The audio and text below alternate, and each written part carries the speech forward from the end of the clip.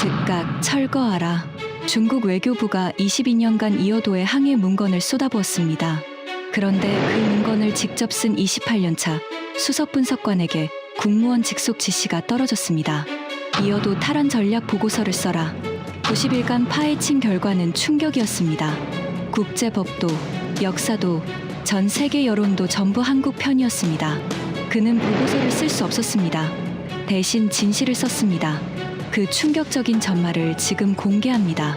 시작하기 전 구독과 좋아요, 그리고 대한민국 화이팅 댓글로 한국을 응원해주세요. 한국은 불법 구조물을 즉각 철거하라. 중국 외교부 정례 브리핑에서 대변인의 목소리가 전 세계로 퍼져나갔습니다. 카메라 플래시가 쉴 새 없이 터졌고 외신 기자들이 일제히 손을 들었어요. 하지만 대변인은 추가 질문을 받지 않았습니다. 그날 브리핑은 단 7분 만에 종료됐어요. 전례 없는 일이었습니다. 브리핑이 끝나고 정확히 47분 뒤 베이징 차오양구에 있는 외교부 본청 6층 회의실에 긴급 소집 명령이 떨어졌습니다. 변계어 해양사무사, 그러니까 영토와 해양 경계를 전담하는 부서였어요. 저를 포함해 12명의 분석관이 호출됐습니다. 저는 리전화, 이 부서에서 28년을 일한 수석분석관입니다.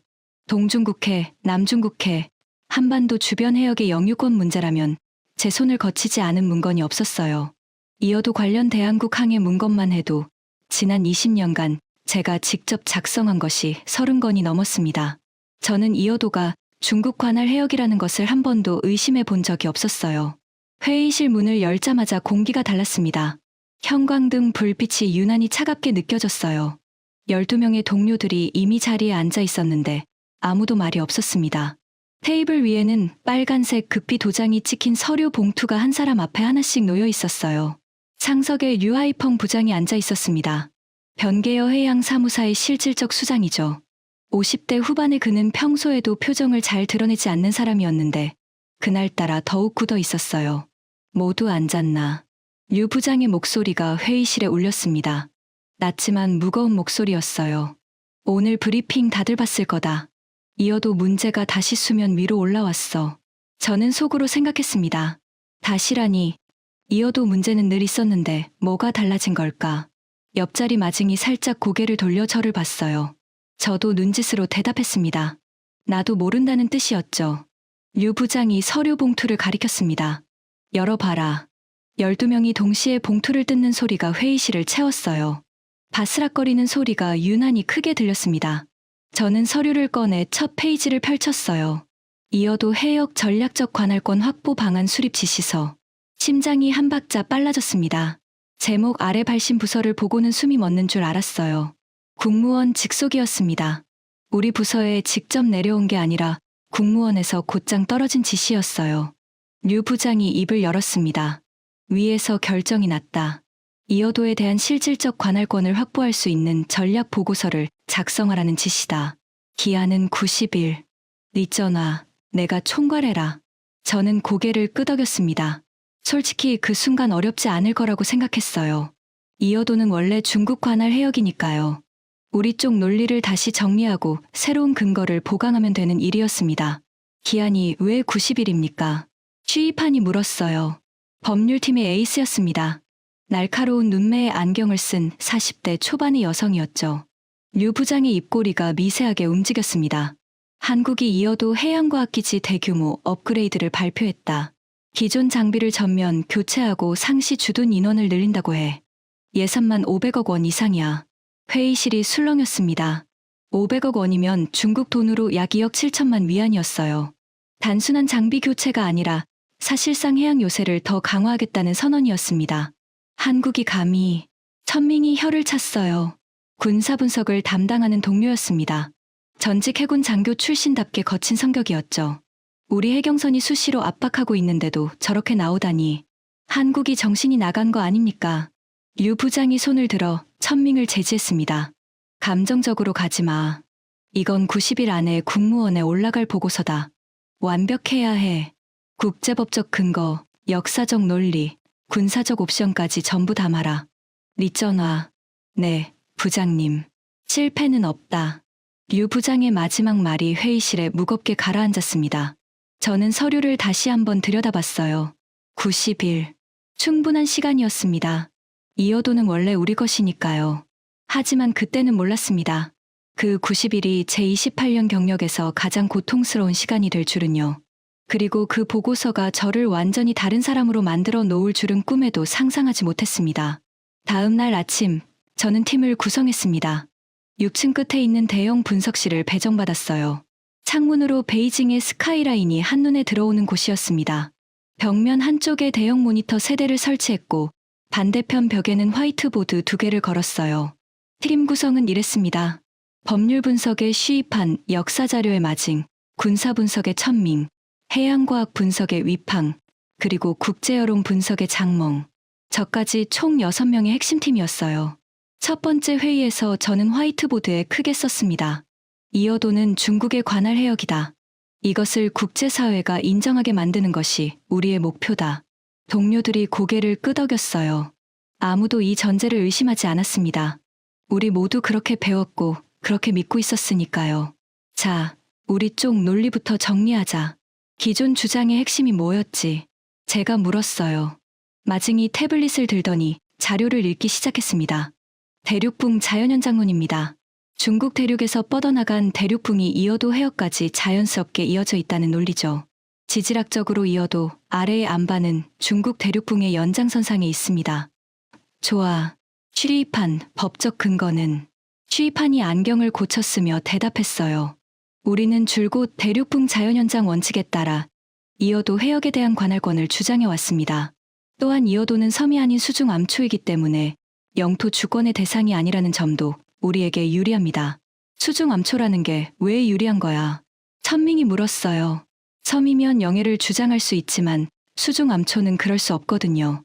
한국도 이어도에 대한 영토 주권을 주장하지 않고 있어요.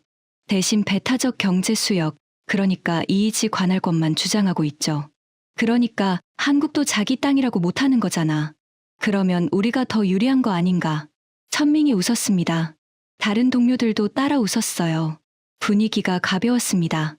저도 웃었어요. 솔직히 이건 어렵지 않은 과제라고 생각했거든요.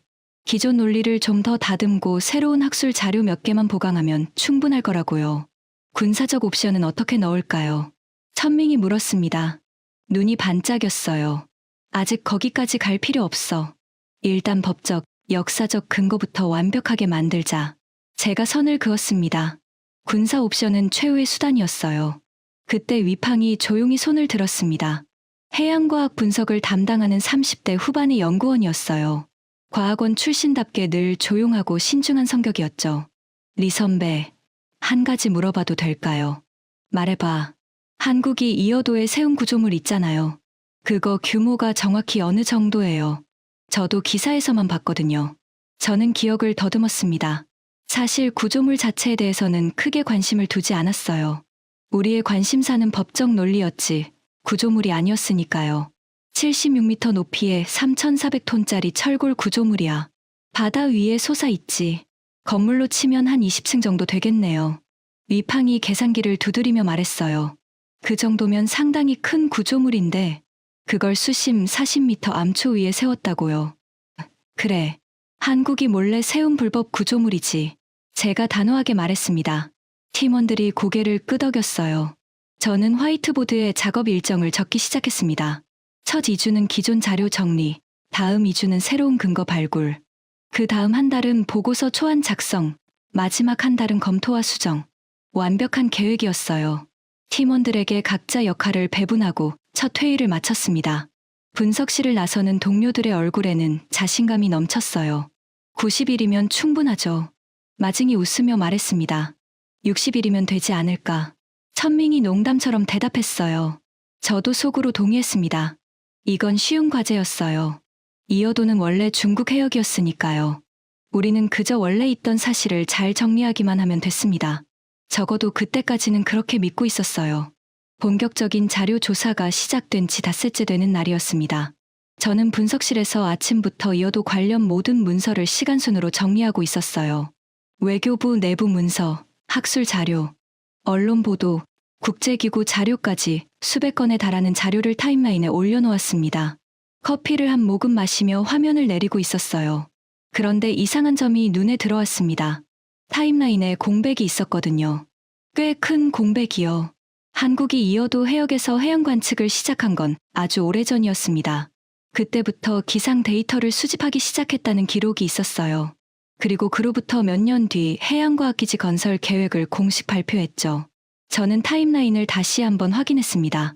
한국이 이어도 해역에서 기상 관측을 시작한 시점, 그리고 구조물 건설 계획을 공식 발표한 시점을 표시해 놓았어요. 그 사이에 우리 외교부가 어떤 대응을 했는지 확인하려고 했습니다. 아무것도 없었어요. 손끝이 차가워졌습니다. 저는 검색 범위를 넓혔어요. 외교부뿐만 아니라 국무원, 해양국, 해군 어디에서도 공식적인 대응 기록이 없었습니다.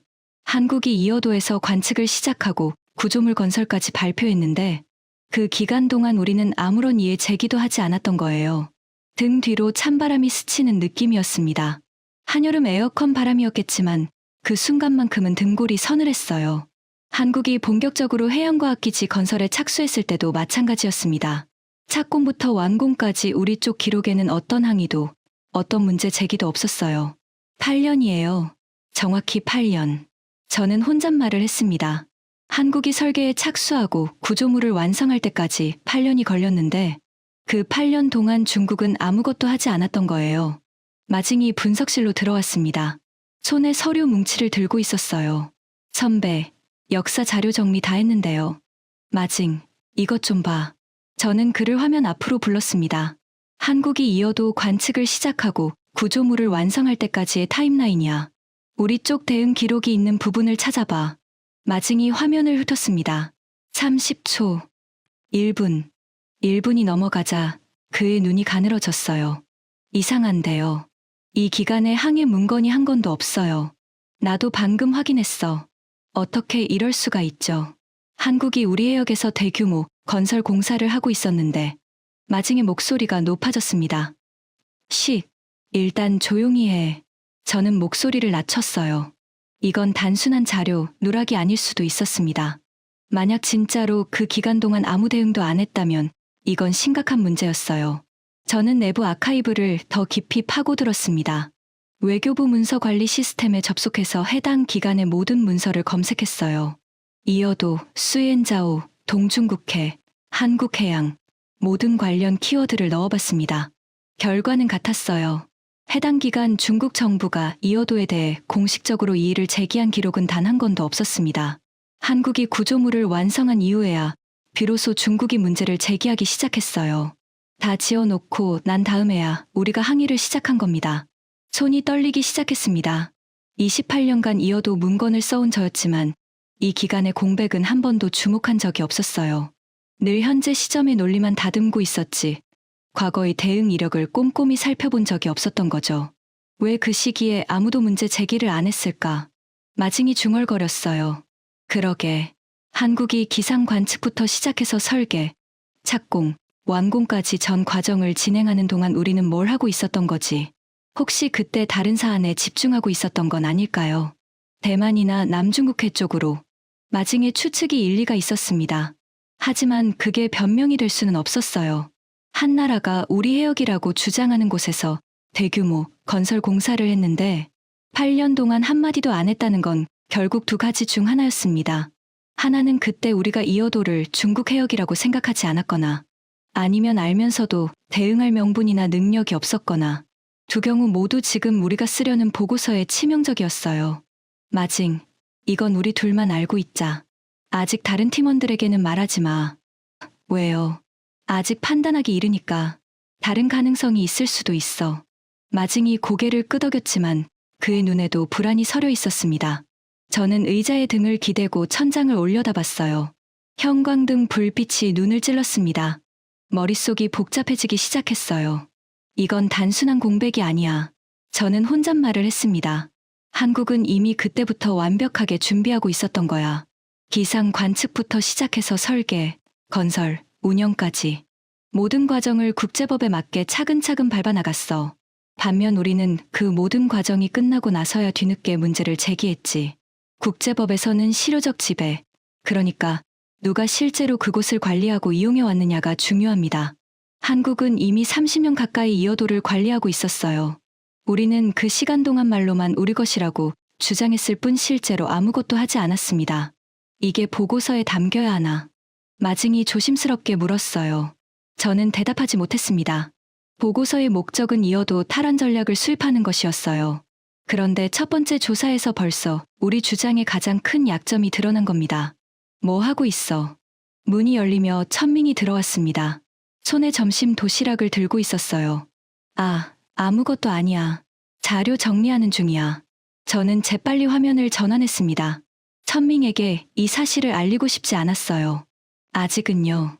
리 선배, 해군 쪽에서 이어도 해역 순찰 자료 받아왔어요. 우리 해경선이 한국 해경이랑 대치한 기록도 있고요. 읽어보면 가슴이 뻥 뚫려요. 우리 해경이 한국 배를 얼마나 압박했는지 천민이 신이 나서 이야기했습니다. 하지만 저는 그의 말이 잘 들리지 않았어요. 머릿속에는 아까 발견한 그 8년의 공백만 맴돌고 있었거든요. 잘 됐네. 나중에 자세히 볼게. 저는 건성으로 대답하고 다시 화면을 돌렸습니다. 한국이 관측을 시작한 시점, 구조물 건설 계획을 발표한 시점, 착공, 완공, 그리고 그 이후 20년 넘게 지속된 관리와 운영, 한치의 빈틈도 없는 타임라인이었습니다. 반면 우리 쪽 타임라인에는 8년의 거대한 구멍이 뚫려 있었어요. 저는 서랍에서 아버지가 남기신 오래된 수첩을 꺼냈습니다. 아버지도 외교부에서 일하셨어요. 해양 담당이셨죠. 수첩에 누렇게 바랜 페이지를 넘기다가 한 줄에 눈이 멈췄습니다. 한국에 이어도 움직임을 예의주시해야 한다. 지금 막지 않으면 50년 후에 후회하게 될 것이다. 아버지가 쓰신 이 한 줄이 가슴을 후벼 팠어요. 아버지는 이미 예견하고 계셨던 거예요. 하지만 아무도 귀를 기울이지 않았습니다. 저는 수첩을 닫고 깊은 한숨을 내쉬었어요. 창밖으로 베이징의 석양이 붉게 물들고 있었습니다. 빌딩 숲 사이로 지는 해가 유난히 크게 보였어요. 아직 닷새밖에 안 됐는데 90일 중 겨우 닷새. 그런데 벌써 우리 주장의 근간이 흔들리고 있었습니다. 남은 85일이 갑자기 너무 길게 느껴졌어요. 하지만 이건 시작에 불과했습니다. 법률팀 시의판이 본격적인 국제법 분석 결과를 가져왔을 때 저는 그때의 불안이 아무것도 아니었다는 걸 깨달았어요. 진짜 충격은 그 다음에 기다리고 있었습니다. 조사 시작 열흘째 법률팀 시의판이 분석실 문을 열고 들어왔습니다. 손에 두꺼운 보고서 파일을 들고 있었어요. 평소 감정을 잘 드러내지 않는 시의판이었는데 그날은 얼굴이 묘했습니다. 밤새 잠을 못 잔 것처럼 눈 밑에 그림자가 졌더군요. 리 선배, 잠깐 단둘이 이야기할 수 있을까요? 저는 고개를 끄덕이고 분석실 옆 소회의실로 자리를 옮겼습니다. 시의판이 문을 닫더니 보고서를 테이블 위에 내려놓았어요. 탁 하는 소리가 의외로 크게 울렸습니다. 국제법 분석 결과인데요. 솔직하게 말씀드려야 할 것 같습니다. 말해봐. 시의판이 보고서를 펼쳤습니다. 첫 페이지에 동중국해 지도가 크게 인쇄되어 있었어요. 빨간 선과 파란 선이 복잡하게 교차하고 있었죠. UN 해양법 협약 기준으로 분석했습니다. 각국은 자국 해안선에서 200캐리, 그러니까 약 370km까지 배타적 경제 수역을 주장할 수 있어요. 알고 있어. 기본이잖아. 네. 한국 최남단 마라도에서 이어도까지의 거리는 149km입니다. 시의판이 지도 위에 파란 선을 손가락으로 짚었어요. 200캐리인 370km에 한참 못 미칩니다. 이어도는 한국 이이지 범위 안에 명확히 들어가요. 그건 한국 쪽 계산이잖아. 우리 쪽에서 재면 어떻게 되는데. 중국 측 가장 가까운 해안에서 이어도까지의 거리는 287km입니다. 저는 속으로 계산했습니다. 한국은 149km, 중국은 287km, 차이가 138km나 됐어요. 한국이 압도적으로 가까웠습니다. 중간선 원칙을 적용하면요. 시의판이 지도 위에 빨간 점선을 손가락으로 그었어요. 양국 해안선의 정중앙에 선을 긋는 겁니다. 이 경우 이어도는 명확히 한국 쪽에 위치합니다. 국제해양법재판소의 판례를 봐도 중간선 원칙이 가장 보편적으로 적용되고 있어요. 심장이 쿵 하고 내려앉았습니다. 잠깐, 우리 대륙붕 자연현 장로는 어떻게 되는 거야? 그게 문제입니다. 시의판이 안경을 벗어 테이블 위에 놓았어요. 안경 없는 그녀의 얼굴이 유난히 피곤해 보였습니다. 대륙붕 자연현 장로는 1982년 UN 해양 협약 이전에는 어느 정도 논리가 있었어요. 하지만 협약 이후 국제사회는 등거리 원칙과 중간선 원칙을 기본으로 적용하고 있습니다. 우리가 주장하는 대륙풍 자연현장론을 국제재판에서 인정받은 사례는 단 한 건도 없어요. 단 한 건도. 네. 오히려 비슷한 논리를 내세웠다가 패소한 사례는 여러 건 있습니다. 등고를 타고 차가운 것이 흘러내렸습니다. 저는 28년간 이어도 관련 문건을 쓸 때마다 대륙풍 자연현장론을 핵심 근거로 사용해왔어요. 그게 우리 주장의 뼈대였습니다. 그런데 그 뼈대가 국제법적으로 아무런 힘이 없다는 거예요. 더 문제가 있습니다. 취입한의 목소리가 더욱 낮아졌어요. 한국은 이어도에 대해 영토 주권을 주장하지 않고 있어요. 이의지 관할권만 주장하고 있죠. 이건 국제법적으로 매우 영리한 전략입니다. 왜냐하면 이어도는 수중 암초이기 때문에 영토 주권의 대상이 될 수 없거든요. 한국은 이 점을 정확히 알고 이의지 관할권이라는 가장 안전한 법적 프레임을 선택한 거예요. 그 말은 우리가 법적으로 다툴 여지가 거의 없다는 뜻입니다. 한국의 이의지 주장은 거리 기준으로도 중간선 원칙으로도 국제 판례로도 지지됩니다. 반면 우리 쪽 주장은 국제재판에서 인정받을 가능성이 극히 낮아요. 저는 의자 등받이에 몸을 기대고 천장을 올려다봤습니다. 형광등 불빛이 눈을 찔렀어요. 머릿속이 하얗게 비어가는 느낌이었습니다. 이거 다른 팀원들한테 말했어. 아직 안 했습니다. 선배한테 먼저 보고 드리는 거예요. 취입한이 보고서를 다시 집어들며 말했어요. 솔직히 말하면 저도 이 결과를 보고 밤새 잠을 못 잤습니다. 20년간 국제법을 연구하면서 이어도가 법적으로 우리 편일 거라고 의심 없이 믿어왔거든요. 하지만 자료를 객관적으로 분석하면 할수록 결론은 하나밖에 안 나와요. 취입한이 잠시 말을 멈췄습니다. 그리고 낮은 목소리로 말했어요. 국제법은 우리 편이 아닙니다. 그 한마디가 소회의실의 공기를 얼어붙게 만들었습니다. 저는 한동안 아무 말도 하지 못했어요. 닷새 전에 발견한 8년의 공백, 그리고 오늘 확인된 국제법적 불리함, 겨우 열흘 만에 보고서의 두 기둥이 무너진 거였습니다. 이 사실을 류 부장에게 보고해야 하나? 아직 이릅니다. 다른 방향에서 돌파구를 찾아봐야죠. 역사적 근거나 군사적 옵션이 남아 있으니까요. 저는 고개를 끄덕였지만 속으로는 알고 있었어요. 역사적 근거도 기대하기 어렵다는 것을. 이어도가 역사적으로 중국 관할이었다는 기록은 어디에도 없었거든요. 소회의실을 나서며 복도 창문 너머를 봤습니다. 베이징의 하늘이 뿌옇게 흐려져 있었어요. 마치 제 머릿속처럼요. 법률팀의 충격이 채 가시기도 전에 해양과학 분석을 맡은 위팡이 다른 종류의 충격을 가져왔습니다. 조사 시작 3주째 되는 날이었어요.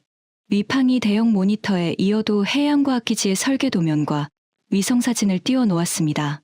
이걸 보시면 이해가 될 겁니다. 위팡이 리모컨을 들고 화면을 전환했어요. 가장 먼저 뜬 것은 이어도의 위치와 해양 환경 데이터였습니다. 이어도 해역의 연평균 파고는 4m에서 5m입니다. 태풍이 오면 파도가 10m를 넘어가요. 풍속은 초속 30m 이상이 일상이고 조류도 매우 강합니다. 간단히 말해서 사람이 뭔가를 세울 수 있는 환경이 아닙니다. 천밍이 코웃음을 쳤어요. 그런 곳에 세웠으니까 대단하다는 거 아니야. 우리가 세우면 더 크게 세울 수 있어. 잠깐만요. 그게 쉬운 일이 아니라서 설명드리는 겁니다. 위팡이 화면을 바꿨습니다. 이어도 해양과학기지의 3차원 구조도가 떠올랐어요. 이 구조물은 총 76m 높이에 무게가 3,400톤입니다. 수면 아래 4.6m에 있는 암초 위에 세워져 있어요. 구조물의 하부는 수심 40m까지 뻗어 있는 8개의 강철 지지대로 암초에 고정되어 있습니다. 위팡이 펜으로 화면의 구조물 하부를 가리켰어요. 문제는 이 고정 작업입니다. 수심 40m 암초에 8개의 지지대를 정확히 박아 넣어야 해요. 파도가 잔잔한 날이 거의 없는 이 해역에서요. 수중 작업자들이 강한 조류와 낮은 시야 속에서 센티미터 단위의 정밀 작업을 해야 했습니다. 그걸 어떻게 했는데? 날씨가 좋은 틈을 노려서 작업했어요.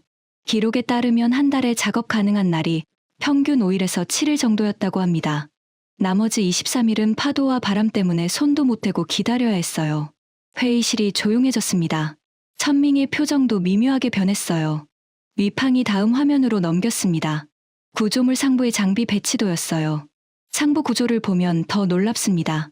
2층 구조로 되어 있는데 1층에는 기상관측 장비, 해양관측 장비, 통신 장비, 비상발전기가 설치되어 있어요.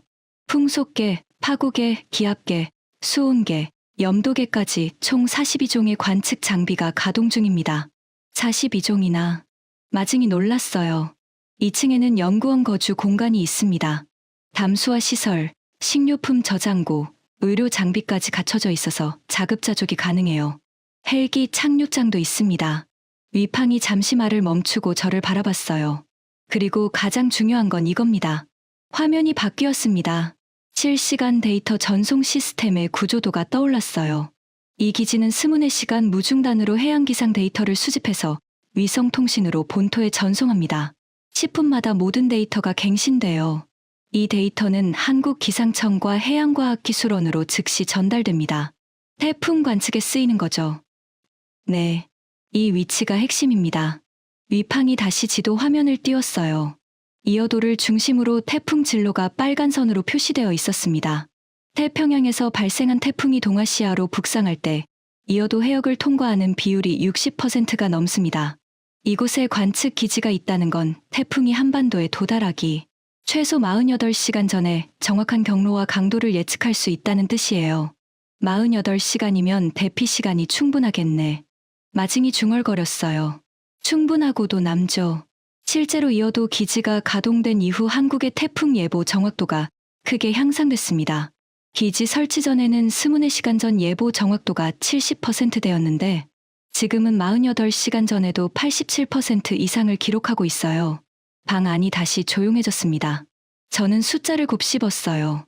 48시간 전에 87% 정확도. 이건 대단한 수치였습니다.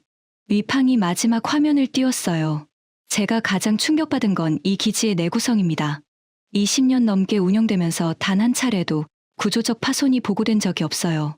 매년 태풍이 직격하는 위치인데도요. 파도가 10m를 넘는 초대형 태풍을 수십 차례 맞으면서도 끄떡없었습니다. 위팡이 한숨을 쉬며 덧붙였어요.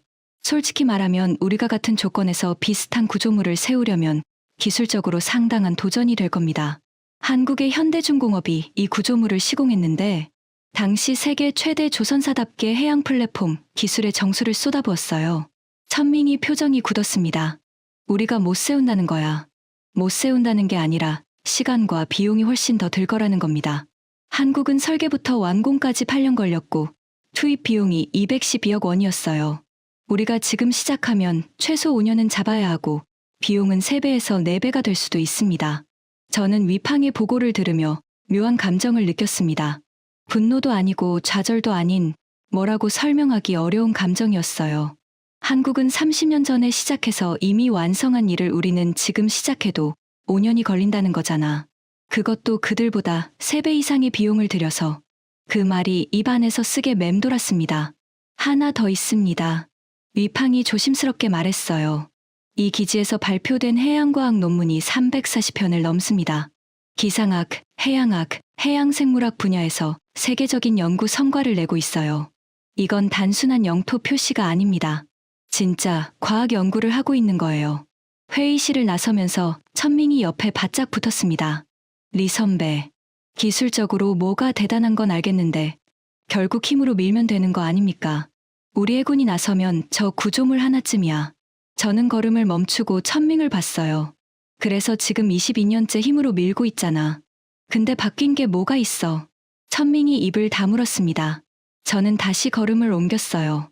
복도 끝 창문으로 오후의 햇살이 비치고 있었지만 마음은 어둑어둑했습니다. 조사가 한 달을 넘기던 어느 날이었습니다. 류 부장이 저를 불렀어요. 리전화, 내일 동해 제1해경 지대에서 이어도 해역 순찰선을 운행한다. 내가 직접 타고 가서 현장을 확인해라. 심장이 두근거렸습니다.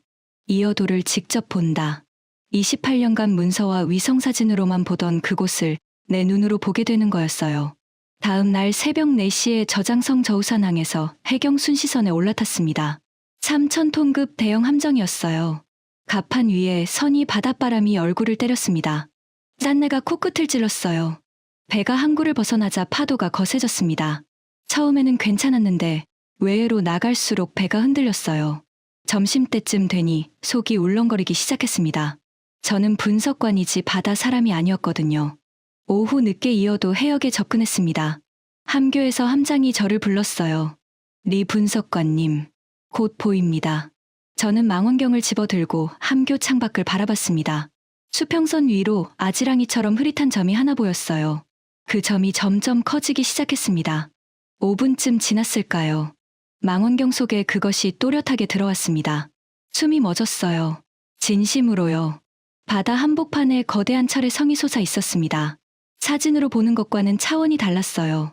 끝없이 출렁이는 검푸른 바다 위에 마치 이 세상 것이 아닌 것처럼 우뚝 서 있었습니다. 76m, 20층 건물 높이.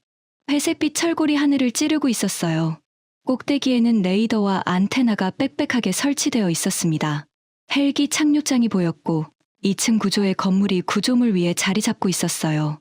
멀리서 보기에도 정교하고 견고한 구조물이었습니다. 하지만 제 눈을 사로잡은 건 구조물 자체가 아니었어요. 그 주변의 바다였습니다. 파도가 미쳤어요. 구조물 하부를 때리는 파도의 높이가 최소 4m는 되어 보였습니다. 하얀 물보라가 철골 사이로 폭발하듯 솟아올랐어요. 쉴 새 없이 부딪히고 올라가고 쓸려 내려가고 다시 부딪혔습니다. 그런데도 구조물은 꿈쩍도 하지 않았어요. 마치 바다 밑에 뿌리를 내린 것처럼 단단하게 서 있었습니다. 저 환경에서 저렇게 서 있을 수 있다고 저도 모르게 말이 나왔어요. 옆에 서 있던 해경부함장이 대답했습니다. 저기 태풍 올 때 보면 더 대단합니다. 파도가 구조물 전체를 덮어요. 완전히 바다 속에 잠기는 것처럼 보이죠. 그런데 태풍이 지나가면 아무 일 없었다는 듯이 그대로 서 있어요. 저도 여러 번 봤는데 매번 소름이 돋습니다.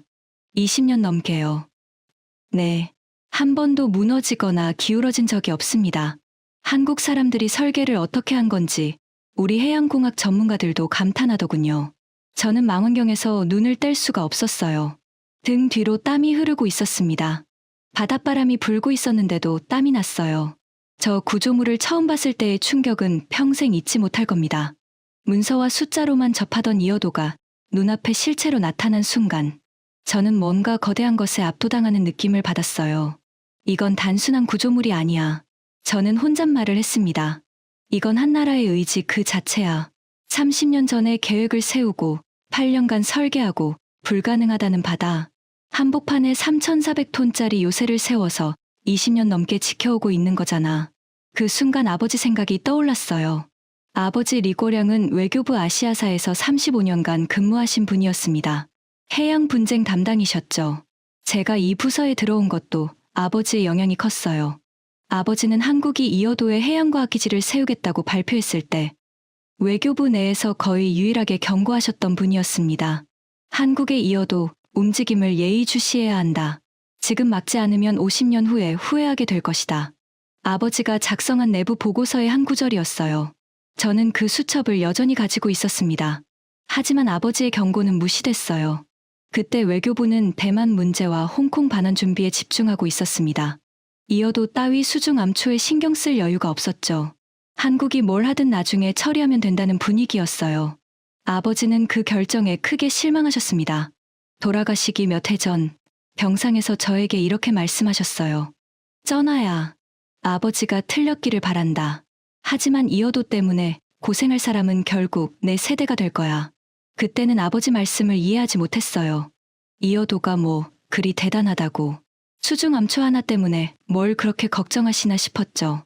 하지만 지금 이 순시선 위에서 이어도를 직접 보고 있는 이 순간 아버지의 말씀이 뼈저리게 와닿았습니다. 아버지가 옳았어요. 저는 속으로 중얼거렸어요. 눈이 뜨거워졌습니다. 우리가 잠자는 동안 한국은 30년을 준비했어요. 관측을 시작하고 설계를 하고 구조물을 세우고 과학 연구를 하고 데이터를 쌓고 한 단계 한 단계 국제법에 맞게 차근차근 밟아나갔죠. 우리가 대만과 홍콩에 정신이 팔려 있는 사이예요. 그리고 우리가 뒤늦게 정신을 차렸을 때는 이미 저 거대한 철의 요새가 바다 한복판에 완성되어 있었습니다. 배가 이어도에서 멀어지기 시작했어요. 점점 작아지는 구조물을 바라보면서 저는 생각했습니다. 저걸 힘으로 철거할 수 있을까? 우리 해경선이 아니 해군 함정이 와서 저걸 부술 수 있을까? 물리적으로야 가능하겠죠. 하지만 그 순간 전 세계가 중국을 어떻게 볼까? 과학 연구를 위한 구조물을 무력으로 파괴한 나라. 그런 오명을 감수할 수 있을까? 한국이 과학 연구라는 명분을 내세운 게 얼마나 영리한 전략이었는지 이제야 실감이 났어요. 누가 과학 연구를 반대하겠어요. 더구나 태풍 관측은 한국뿐만 아니라 주변국 전체에 도움이 되는 일이니까요. 저우산항으로 돌아가는 6시간 동안 저는 갑판에 서서 바다만 바라봤습니다. 어둠이 내려오고 별이 하나둘 떠올랐어요. 파도 소리만 귀를 채웠습니다. 아버지가 옳았어요. 우리가 막지 못한 거예요. 아니, 막을 생각조차 하지 않았던 거예요. 저는 아무도 없는 갑판 위에서 눈물을 삼켰습니다. 짠 바닷바람이 눈물을 말려줬어요. 베이징으로 돌아오는 기차 안에서 저는 수첩에 한 줄을 적었습니다. 이어도는 구조물이 아니다. 30년간 쌓아올린 의지다. 의지를 무력으로 꺾을 수는 없다. 아버지의 수첩 바로 옆 페이지였어요. 이어도에서 돌아온 뒤 저는 달라졌습니다. 동료들은 눈치채지 못했을 거예요. 겉으로는 여전히 보고서 작성에 몰두하는 모습이었으니까요. 하지만 속으로는 이미 균열이 시작되고 있었습니다. 조사 시작 6주째, 국제여론 분석을 맡은 장멍이 결과를 가져왔습니다. 장멍은 팀에서 가장 젊은 멤버였어요. 30대 초반의 날카로운 청년으로 영어, 일어, 프랑스어까지 4개 국어를 구사했죠. 해외 언론과 국제기구의 동향을 분석하는 게 그의 역할이었습니다. 솔직히 말씀드리겠습니다. 장멍이 모니터에 세계 지도를 띄우며 시작했어요. 이어도 문제에 대한 국제 여론을 전수조사했습니다. 미국, 일본, 유럽연합, 호주, 캐나다, 인도, 동남아시아. 공식 성명부터 학술 논문, 언론 보도, 싱크탱크 보고서까지 전부 분석했어요. 결론부터 말하자면 장멍이 세계 지도 위에 색깔을 입혔습니다. 파란색은 한국 지지, 빨간색은 중국 지지, 회색은 중립이었어요. 지도가 거의 파란색이었습니다. 빨간색은 거의 보이지 않았어요. 회의실이 얼어붙었습니다. 미국부터 보겠습니다. 장멍이 화면을 전환했어요. 미국 국무부는 이어도가 한국의 배타적 경제 수역 내에 위치한다는 입장을 공식적으로 여러 차례 표명했습니다.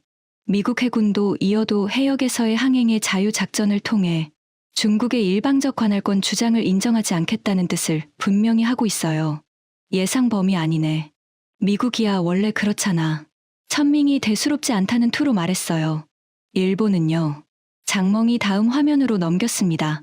일본 외무성도 한국의 입장을 지지하고 있습니다. 한국의 정당한 해양 관할권을 지지한다는 성명을 냈어요. 일본이 한국 편이라고. 천밍이 놀랐어요. 저도 솔직히 의외였습니다. 일본과 한국은 독도를 놓고 갈등하는 사이였거든요. 이유가 있습니다. 장멍이 설명했어요.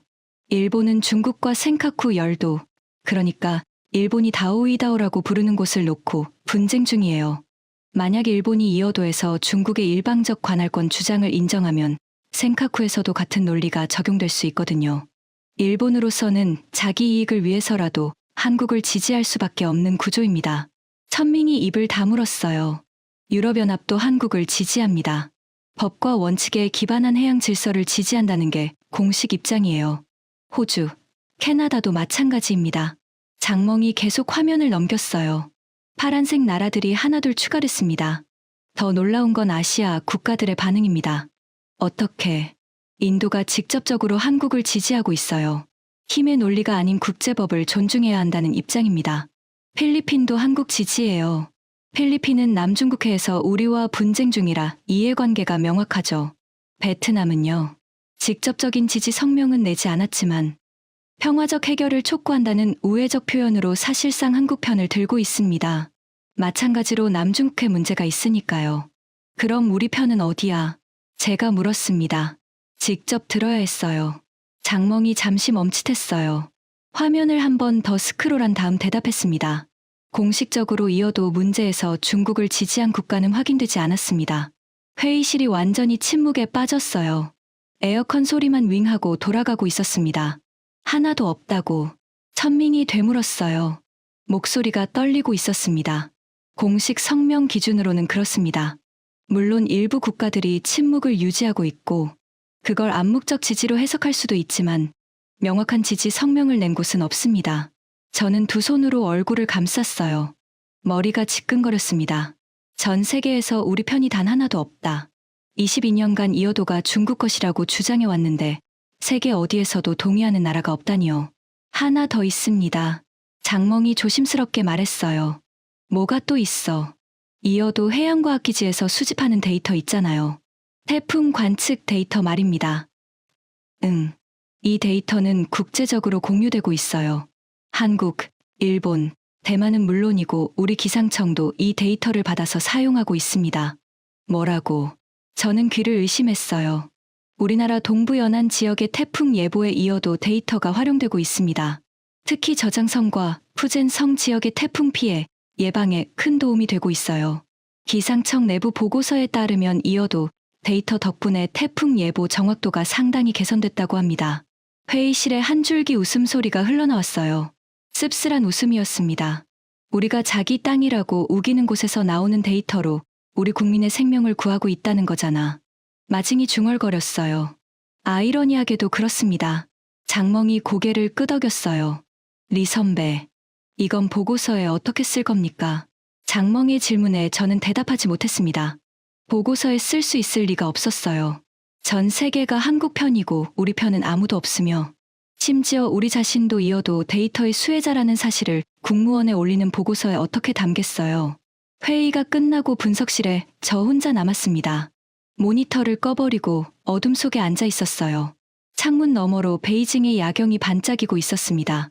수만 개의 불빛이 도시를 밝히고 있었지만 제 머릿속은 칠흑 같은 어둠이었어요.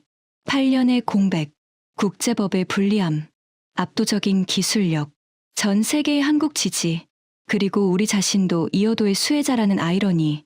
보고서의 기둥이 하나씩 무너지고 있었습니다. 아니, 처음부터 기둥이 없었던 거예요. 28년간 제가 써온 문건들, 수십 건의 항의서, 그 모든 것의 토대가 모래성이었다는 걸 이제야 깨달은 겁니다. 류 부장에게 중간 보고를 해야 했어요. 기한의 절반이 지났으니까요. 하지만 뭘 보고한단 말입니까? 탈환 전략을 수립하라는 지시를 받았는데 조사하면 할수록 탈환할 수 없다는 결론만 나오고 있다는 걸 어떻게 말하죠? 저는 아버지의 수첩을 꺼냈습니다. 어둠 속에서 수첩의 가죽 표지를 만졌어요. 거친 질감이 손끝에 전해졌습니다. 아버지, 어떻게 하면 좋겠어요? 대답은 없었습니다. 당연하지요. 하지만 아버지가 살아 계셨다면 뭐라고 하셨을까요? 아마 이렇게 말씀하셨을 거예요. 진실을 써라. 진실만이 나라를 구한다. 아버지는 늘 그런 분이셨으니까요. 상부가 듣고 싶어하는 말이 아니라 상부가 들어야 하는 말을 쓰는 게 외교관의 의무라고 가르치셨거든요. 저는 수첩을 덮고 모니터를 다시 켰습니다. 빈 보고서 화면이 떠올랐어요. 커서가 깜빡이고 있었습니다. 아직은 쓸 수 없었어요. 하지만 곧 써야 한다는 걸 알고 있었습니다. 남은 기한이 45일이었어요. 45일 안에 국무원이 원하는 답을 쓸 것인가, 아니면 진실을 쓸 것인가. 그 선택의 무게가 어깨를 짓눌렀습니다. 기한이 20일 남은 날이었습니다. 분석실에 팀 전원이 모였어요. 화이트보드에는 지난 70일간 조사한 모든 결과가 빽빽하게 적혀 있었습니다. 법률 분석, 역사 검토, 기술 평가, 국제여론 조사, 현장 시찰 보고, 수백 페이지 분량의 자료가 테이블 위에 쌓여 있었어요. 저는 화이트보드 앞에 서서 팀원들을 바라봤습니다. 5명의 얼굴에는 제각기 다른 표정이 서려 있었어요. 하지만 한 가지는 같았습니다. 70일 전의 자신감은 누구에게서도 찾아볼 수 없었어요. 솔직하게 이야기하자. 제가 먼저 입을 열었습니다. 지난 70일간 우리가 확인한 걸 정리해보겠다. 취입한이 안경을 고쳤으며 대답했어요. 국제법적으로 우리 주장이 관철될 가능성은 극히 낮습니다. 거리 기준, 중간선 원칙, 국제 판례 모두 한국에 유리해요. 마징. 한국은 이어도에 대해 처음 관측을 시작하고 구조물을 완성할 때까지 우리가 단 한 번도 공식 이의를 제기하지 않았습니다. 국제법에서 이건 묵인으로 해석될 수 있어요. 위팡. 이어도 해양과학기지는 기술적으로 세계 최고 수준입니다. 20년 넘게 단 한 차례의 구조적 결함 없이 운영 중이고 340편 이상의 논문을 배출했어요. 우리가 같은 수준의 시설을 갖추려면 최소 5년에서 7년, 비용은 3배 이상이 필요합니다. 장멍. 국제사회에서 우리 입장을 지지하는 국가는 없습니다. 미국, 일본, 유럽, 호주, 인도, 동남아시아 모두 한국을 지지하고 있어요. 천밍. 모두가 천밍을 받습니다. 군사 옵션을 담당했던 그는 70일 전과 완전히 다른 표정이었어요. 처음에 거친 자신감은 사라지고 무거운 침묵만 남아 있었습니다. 군사적 옵션은 현실적이지 않습니다. 천밍이 낮은 목소리로 말했어요. 이어도 구조물을 물리적으로 제거하는 것은 기술적으로 가능합니다. 하지만 그 순간 전 세계 언론에 중국이 과학연구시설을 무력으로 파괴한 나라로 보도될 겁니다. 남중국해에서 우리가 구축해온 모든 논리가 무너져요. 센카쿠에서 일본에게 빌미를 주게 되고 필리핀, 베트남과의 분쟁에서도 우리 입장이 약화됩니다. 천밍이 한숨을 쉬었어요. 솔직히 이어도 하나 때문에 치러야 할 비용이 너무 큽니다. 전략적으로 득보다 실이 압도적이에요. 12명이 모여서 시작한 프로젝트가 6명의 핵심팀으로 좁혀졌고 그 6명이 70일을 파고든 결론이 이거였습니다. 법적으로 불리하고 역사적 근거가 없고 기술적으로 뒤처져 있고 국제 여론은 전부 적대적이고 군사적 옵션은 자충수가 된다. 탈환 전략이 없었어요. 우리가 쓸 수 있는 보고서가 없었습니다. 분석실이 침묵에 잠겼어요. 에어컨 소리만 윙윙거리고 있었습니다. 그럼 어떻게 합니까? 위팡이 조심스럽게 물었어요. 모두의 시선이 저에게 모였습니다. 저는 화이트보드를 돌아봤어요. 70일 전에 제가 직접 적었던 문장이 아직 남아 있었습니다. 이어도는 중국에 관할 해역이다. 그 문장이 눈에 들어오는 순간 가슴 한쪽이 무너지는 느낌이었어요.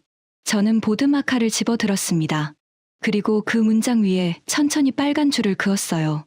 한 줄, 두 줄, 깔끔하게 X를 그었습니다. 팀원들의 눈이 커졌어요. 우리가 28년간 믿어온 것이 틀렸다. 저는 보드마카를 내려놓으며 말했습니다. 목소리가 떨렸어요. 이어도는 법적으로도, 역사적으로도, 실질적으로도 한국의 관할이다. 우리가 30년 전에 대응했어야 할 일을 하지 않았고 그 결과 지금 되돌릴 수 없는 상황이 된 거다. 리 선배, 그러면 보고서를 어떻게?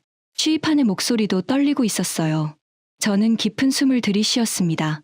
폐 안으로 차가운 공기가 들어왔어요. 진실을 쓰겠다. 회의실이 다시 얼어붙었어요. 국무원이 원하는 답은 탈환 전략이야. 하지만 존재하지 않는 전략을 만들어낼 수는 없어. 거짓 보고서를 올리면 그 순간은 넘길 수 있겠지. 하지만 그 보고서를 바탕으로 실제 행동에 나서면 어떻게 되겠어. 국제사회에서 망신당하고 외교적으로 고립되고 군사적으로도 득이 없어. 리 선배, 그건 자살행위입니다. 천밍이 단호하게 말했어요. 국무원 지시에 반하는 보고서를 올리면 선배 경력이 끝나요. 아니, 경력뿐만이 아니라. 알아. 제가 말을 잘랐어요. 알고 있어. 하지만 거짓을 써서 나라를 잘못된 방향으로 이끄는 것보다는 진실을 써서 올바른 판단을 돕는 게 외교관의 의무야. 적어도 우리 아버지는 그렇게 가르치셨어. 아무도 대답하지 못했습니다. 분석실에는 무거운 침묵만 흘렀어요. 저는 아버지의 수첩을 호주머니에서 꺼냈습니다. 누렇게 바랜 수첩을 펼쳐 아버지가 쓰신 그 문장을 다시 읽었어요. 한국에 이어도 움직임을 예의주시해야 한다. 지금 막지 않으면 50년 후에 후회하게 될 것이다. 아버지는 진실을 써서 무시당하셨어요. 하지만 결국 옳았잖아. 50년이 아니라 30년 만에 아버지 말씀이 현실이 됐어. 저는 수첩을 덮으며 팀원들을 바라봤습니다. 나는 진실을 쓸 거야. 따르고 싶은 사람만 따라오면 된다. 강요하지 않겠어. 취입한이 가장 먼저 입을 열었어요. 저도 쓰겠습니다. 법을 다루는 사람이 거짓 논리를 만들 수는 없으니까요. 마징이 고개를 끄덕였습니다. 위팡도요. 장멍도 조용히 손을 들었어요. 마지막으로 천밍이었습니다. 가장 강경했던 그가 가장 오래 망설였어요. 하지만 결국 그도 고개를 끄덕였습니다. 어차피 거짓 전략으로 행동했다가 망하는 것보다는 낫겠죠. 천밍다운 표현이었어요. 그날 밤부터 저는 보고서를 쓰기 시작했습니다. 국무원이 원하는 탈환 전략이 아닌 이어도의 진실을 담은 보고서를. 기한 마지막 날이었습니다. 저는 198페이지짜리 보고서를 들고 유 부장실로 갔어요. 손이 떨렸습니다. 보고서의 무게가 손에서 느껴졌지만 진짜 무거웠던 건 종이의 무게가 아니었어요. 들어와. 류 부장이 저를 맞았습니다. 책상 위에는 찻잔이 놓여 있었고 옅은 차 향이 방 안에 퍼져 있었어요. 보고서 완성했습니다. 저는 류 부장의 책상 위에 보고서를 내려놓았어요. 류 부장이 표지를 읽었습니다. 그의 눈이 미세하게 움직였어요. 이어도 해역관할권 현황 분석 및 대응 전략 보고서. 류 부장이 첫 페이지를 넘겼습니다. 요약본을 읽기 시작했어요. 10초, 20초, 30초가 지났습니다. 류 부장의 표정이 굳어가는 게 보였어요. 1분이 지나자 류 부장이 고개를 들었습니다. 그의 눈빛이 차가웠어요. 이게 국무원이 원한 보고서인가? 아닙니다. 저는 솔직하게 대답했어요. 국무원이 원한 건 탈환 전략입니다. 하지만 90일간 조사한 결과 현실적으로 실행 가능한 탈환 전략은 존재하지 않습니다. 법적으로도, 역사적으로도, 군사적으로도, 외교적으로도 우리에게 유리한 카드가 없어요. 류 부장이 보고서를 탁 하고 내려놓았습니다. 소리가 방 안에 울렸어요. 그래서 내가 진실이라는 걸 쓴 건가? 네.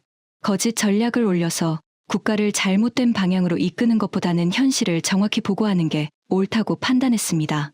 류 부장이 의자에 등을 기대며 긴 한숨을 쉬었어요. 차를 한 모금 마시더니 창밖을 바라봤습니다. 이 보고서가 올라가면 내 경력은 끝이야. 알고 있나? 알고 있습니다. 그래도 쓴 거야. 제 아버지도 외교부에 계셨습니다. 저는 아버지 이야기를 꺼냈어요. 한국이 이어도에 구조물을 세우려 할 때 아버지는 경고하는 보고서를 쓰셨어요. 무시당했습니다. 하지만 아버지가 옳았어요. 지금 우리가 고생하는 이유가 바로 그때 아버지 말을 듣지 않았기 때문이에요. 류 부장의 눈이 미세하게 흔들렸습니다. 저는 아버지와 같은 실수를 반복하고 싶지 않습니다.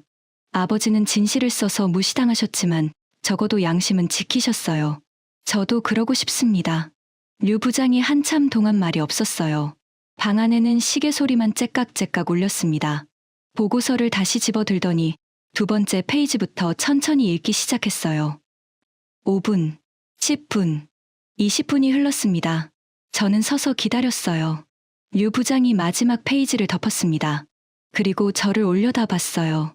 그의 표정이 달라져 있었습니다. 분노도 아니고 실망도 아닌 묘한 표정이었어요. 잘 썼다. 네, 올리겠다. 내가 직접. 류 부장님, 결과가 어떻게 되든 내가 책임진다. 갚아라. 저는 고개를 숙이고 방을 나왔습니다. 복도에 서서 깊은 숨을 내쉬었어요. 다리에 힘이 풀리는 느낌이었습니다. 벽에 등을 기대고 천장을 올려다봤어요. 형광등 불빛이 이번에는 따뜻하게 느껴졌습니다. 그로부터 한 달이 지났습니다. 보고서가 국무원에 올라간 뒤 어떤 일이 있었는지는 자세히 말씀드리기 어렵습니다. 다만 이 보고서가 내부에서 상당한 파장을 일으켰다는 것만 말씀드릴게요. 저는 수석분석관 직위에서 물러났습니다. 예상했던 일이에요. 28년간 앉아있던 자리를 떠나는 건 쉬운 일이 아니었지만 후회는 없었어요. 취입하는 다른 부서로 이동했고 마징도 마찬가지였어요. 우리 팀은 사실상 해체됐습니다. 하지만 누구도 원망하지 않았어요. 우리는 모두 자신의 양심에 따라